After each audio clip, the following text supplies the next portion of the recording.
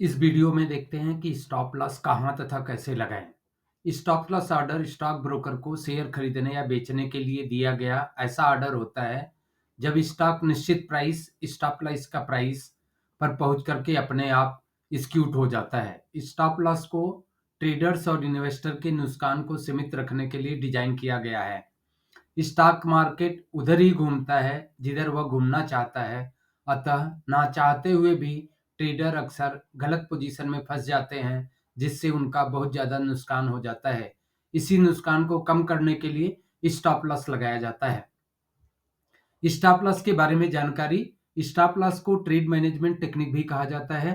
Stop loss setting का पहला rule ये है कि यदि स्टॉप लॉस हिट होता है तो इसका मतलब आपका ट्रेडिंग आइडिया गलत है, तब आपको अपनी ट्रेडिंग पोजीशन बंद कर देनी चाहिए।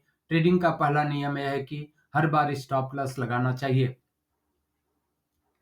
यदि कभी स्टॉप लॉस लगाने का मन नहीं है तो उस दिन आपको ट्रेडिंग ही नहीं करना चाहिए। यदि सही तरीके से इसका उपयोग किया जाए तो स्टॉप लॉस ऑर्डर तो यह आपकी शेयर ट्रेडिंग प्रॉफिट में बहुत बड़ा अंतर ला सकता है। अतः प्रत्येक शेयर मार्केट ट्रेडर और इन्वेस्टर को स्टॉप लॉस ऑर्डर लगाना चाहिए। ट्रेडिंग पोजीशन के आपके प्रतिकूल मूव होने पर यह आपके नुकसान को सीमित रखता है, जिससे आप दोबारा ट्रेडिंग करके अपने नुकसान की भरपाई कर सकते हैं। स्टॉप लॉस ऑर्डर का उपयोग करने का एक प्रमुख लाभ यह है कि आपको प्रतिदिन अपनी होल्डिंग की निगरानी करने की आवश्यकता नहीं है।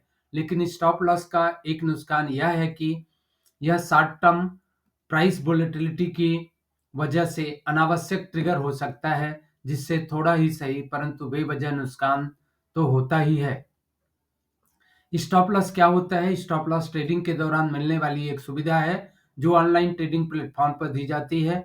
यह ट्रेडिंग में होने वाले संभावित नुकसान को सीमित कर देती है।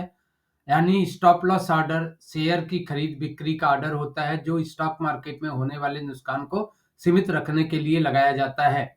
जब ट्रेडर को चिंता होती है कि शेयर के प्राइस उनकी ली हुई के विपरीत भी मूव कर सकते हैं, इस स्थिति में होने वाले संभावित नुकसान को सीमित रखने के लिए स्टॉप लॉस ऑर्डर लगाया जाता है। यदि ट्रेडिंग पोजीशन प्रॉफिट में आ जाती है तो प्रॉफिट को लॉक करने के लिए ट्रेलिंग स्टॉप लॉस लगाया जाता है। उदाहरण के लिए यदि कोई स्टॉक आपने 105 पर खरीदा है और आप नुकसान 100 रुपए तक सीमित करना चाहते हैं, अगर आप 100 रुपए पर स्टॉप लॉस लगा देते हैं, जैसे स्टॉक की कीमत 100 रुपए तक गिर जाती है तो आपका सौदा 100 रुपए पर ऑटोमेटिकली एग्जीक्यूट हो जाएगा। इस तरह आपको 5 रुपए प्रति शेयर का लॉस होगा, इससे ज्यादा नहीं। Stop limit order stop loss order के समान है। हालांकि जैसा कि उनके नाम से पता चलता है, लिमिट ऑर्डर में आप जिस प्राइस पर शेयर खरीदना या बेचना चाहते हैं उसी प्राइस पर आपका ऑर्डर एग्जीक्यूट होता है। लिमिट ऑर्डर अक्सर कम प्राइस पर शेयर खरीदने और ज्यादा प्राइस पर शेयर बेचने के लिए लगाया जाता है, जबकि स्टॉप लॉस ऑर्डर संभावित नुकसान हो सकता है को कम करने के लिए लगाते हैं। स्टॉप लॉस के प्रकार। स्टॉप लॉस लगाने के वैसे तो अनेक तरीके होते हैं, लेकिन हाँ हम स्टॉप लॉस लगाने के निम्नलिखित 4 प्रकार के बारे में जानकारी दे रहे हैं। प्रतिशत पर आधारित स्टॉप लॉस। प्रतिशत के आधार पर लगाने वाला स्टॉप लॉस पूर्वानुमान से लगाया जाता है, जिसमें ट्रेडर एक ट्रेड में अपने अकाउंट का 2% तक जोखिम उठाते हैं। जो बहुत ज्यादा महत्वाकांक्षी ट्रेडर होते हैं वह 10% तक जोखिम उठाते हैं, लेकिन ऐसा करना नहीं चाहिए क्योंकि इससे 1-2 ट्रेड में ही आपके अकाउंट की पूरी राशि खत्म हो सकती है। स्टॉप लॉस लगाने से पहले आपको अपने आप से यह पूछना चाहिए, हम संभवतः कहां पर स्टॉप लॉस लगा सकते हैं। यदि आपका ट्रेड गलत साबित होता है तो आप अपने आप से यह भी पूछना कि आप कहां पर गलत थे। वोलेटिलिटी पर आधारित stop loss. Price volatility based stop loss का अर्थ है कि स्टॉक की कीमत में उतार चढ़ाव ज्यादा वोलेटिलिटी की वजह से ट्रेडिंग करने में बहुत ज्यादा जोखिम होता है। एक्टिव ट्रेडर इसलिए सरवाइव कर पाते हैं क्योंकि वह इनिशियल स्टॉप लॉस यूज करते हैं। अपने प्रॉफिट को लॉक करने के लिए ट्रेलिंग स्टॉप लॉस भी लगाते हैं। Price volatility based stop loss लगाने के लिए वोलेटिलिटी स्टॉप इंडिकेटर टूल का उपयोग करके स्टॉप लॉस लगा सकते हैं। इस तरह वोलेटिलिटी स्टॉप का यूज करके ट्रेडिंग के दौरान स्टॉप लॉस लगा सकते हैं। इसमें डाउन ट्रेंड के लिए प्राइस बार के ऊपर लाल डॉट बनी होती है तथा प्राइस बार के नीचे हरी डॉट अप ट्रेंड के लिए बनी होती है। लाल तथा हरे रंग के डार्ट्स के आधार पर स्टॉप लॉस लगाया जाता है। सपोर्ट एंड रेसिस्टेंस आधारित स्टॉप लॉस चार्ट के आधार पर भी लगाया जा सकता है। चार्ट पर प्राइस एक्शन पर गौर करने पर आप देखेंगे कि प्राइस एक निश्चित लेवल के ऊपर तथा नीचे नहीं जा पाते हैं। इस लेवल को सपोर्ट और रेसिस्टेंस लेवल कहते हैं। प्राइस निश्चित सपोर्ट और रेसिस्टेंस को बार बार रीटेस्ट करते हैं तथा पोटेंशियली होल्ड करते हैं। आप इन्हें सपोर्ट एंड रेसिस्टेंस के पीछे स्टॉप लॉस लगाना चाहिए। यानी आप किसी शेयर को लॉन्ग खरीदना कर रहे हैं तो हमें उसके सपोर्ट एरिया के नीचे स्टॉप लॉस लगाना चाहिए तथा यदि आप शॉर्ट सेलिंग कर रहे हैं तो स्टॉप लॉस रेसिस्टेंस एरिया के ऊपर लगाना चाहिए।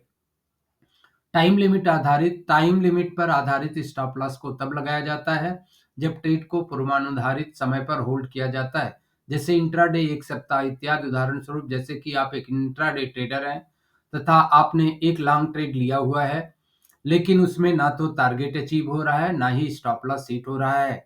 अब आपको यह लग रहा है कि इस ट्रेड में पैसे को लॉक रखा जाए, इसी पैसे का हम दूसरी जगह उपयोग कर सकते हैं, तो आप उस ट्रेड को बंद कर देते हैं। इसका उदाहरण, जैसे कि कोई स्विंग ट्रेडर है तथा वह फ्राइडे को अपनी पोजीशन को बंद कर देता है क्योंकि वीक एंड इवेंट रिस्क से बचना चाहता है, तब वह time limit base stop loss लगाया जाता है।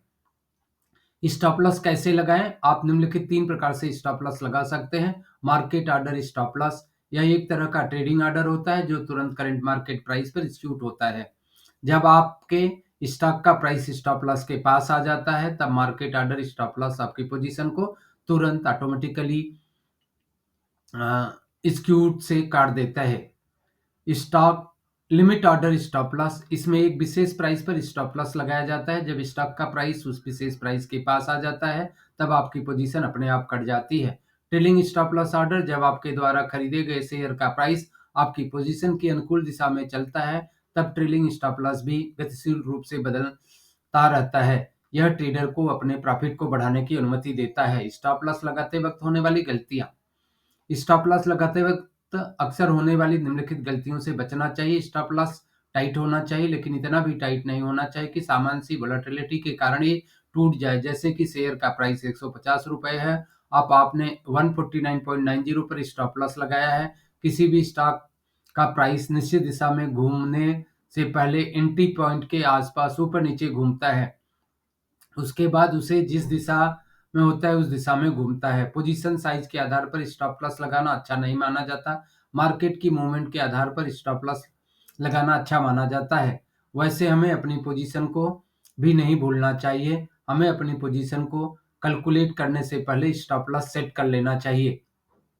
कुछ ट्रेडर ये गलती करते हैं कि स्टॉप लॉस ज़्यादा दूर लगाते हैं। जैसे ही उनको स्टॉप लॉस हिट होने पर नुकसान ज़्यादा होता है, तब टारगेट अचीव होने पर मुनाफा कम होता है। हमें अपनी पैसे का यूज प्रॉफिट कमाने के लिए करना चाहिए तथा नुकसान से बचने के लिए हर संभव कोशिश करनी चाहिए।